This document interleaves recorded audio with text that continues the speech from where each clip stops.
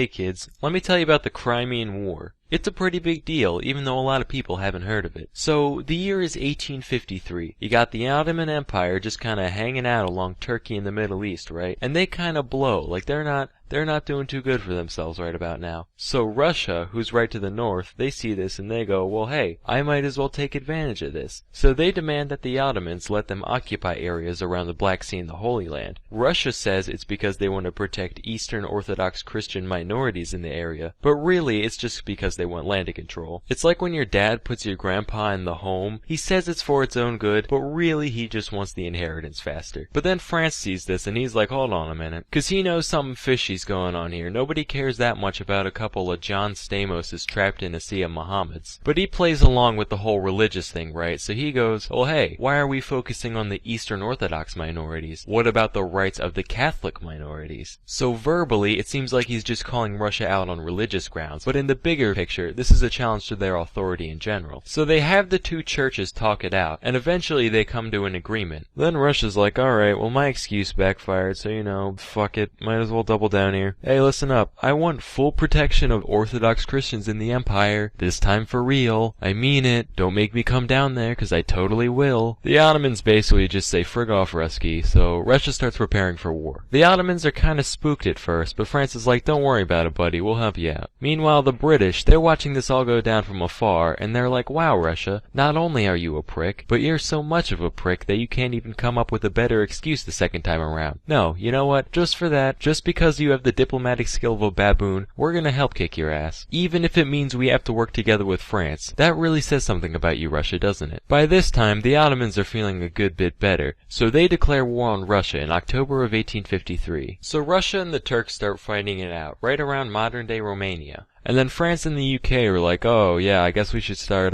sending troops over. But by the time they get to Eastern Europe, the Russians are already on their way out. All that's there is the Ottomans just standing there all sweaty like, wow, thanks for the help, dicks. France and Britain are like, yeah, our bad, we should really get it together here. Then they both look at a place called Sevastopol. And Sevastopol's a big deal. It's the main Russian port on the Black Sea. They've got a ton of troops there, and without it, they'd basically be boned. So France and Britain look back at the Ottomans like, alright man, we're gonna make up for the fact that we took so long to get here, and we're gonna go straight for the heart. So around September of 1854, they go to Sevastopol and they try to take it, but they end up in a stalemate with Russian forces for about a year. This is known as the Siege of Sevastopol, and this is where things really just start sucking for everybody involved. For the Allies it sucked because their supply lines had to travel such a huge distance. For Russia it sucked because their supply lines were blocked off by the Allies. So they don't have much by way of supplies, but at least they're healthy, right? Nope.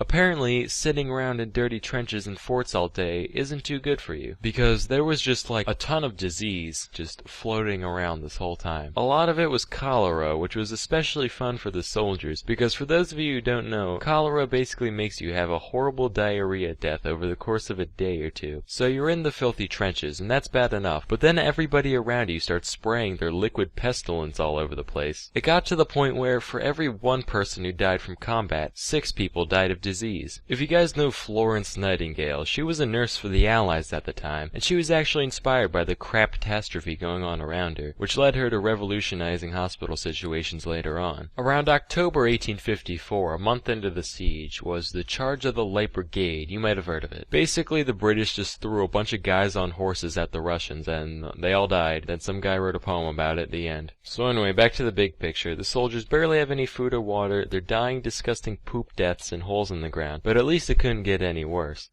But then winter came and, wouldn't you know it, it got even worse. Because now they're freezing to death too. And then winter ends and they're still fighting, but, you know, not as cold. Also at one point, Greece just kinda shows up like, man, a lot of shit going down here. Might as well take advantage of this. Start, rescuing some Orthodox Christians of my own, quote unquote. But then both sides are like, shut up Greece, adults are talking, go make some baklava, and he's like, alright, fair enough. Anyway, though, back to Sevastopol. So spring turns to summer, they're still fighting, things still suck, and it keeps going until September of 1855. So finally, Russia's like, alright, well this really just blows chode, so I guess I'm gonna cut my losses here. Just take Sevastopol, the whole place is bombed to shit anyway, I'll tone down the Near East shenanigans, whatever you want. And the Allies respond, well Russia, you're still a dick, but we're gonna have to concur on your first point. There are copious amounts of chode being blown at the moment, so we're gonna accept your surrender. So they signed the Treaty of Paris on the 30th of March 1856. Yeah, apparently there's been a bunch of treaties of Paris over the years. Don't worry about it. So that's the Crimean War, kids. Hope you learned a thing or two. Till next time, I'm Sam Manella, and thank you for watching.